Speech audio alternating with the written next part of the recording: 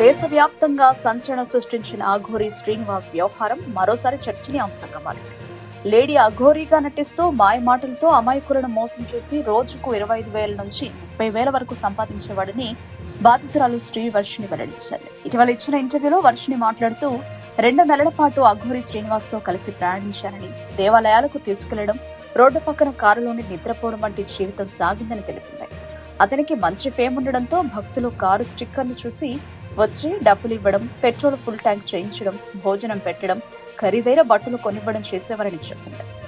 Petrol free, food free, డబ్బు free, AC కారులో నిద్రపోవడమే అతని పని అంటూ ఆమె వ్యాఖ్యానించింది.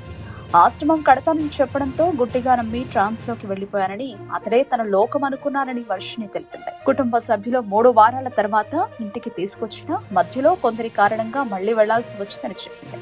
చివరికి పోలీసులు అఘోరీ శ్రీనివాస్ ను అదుపులోకి తీసుకోవడంతో ఈ వ్యవహారం బయటపడింది. ఈ ఘటన మాయ మాటలతో మోసపోకూడదని హెచ్చరికగా మారుతోంది.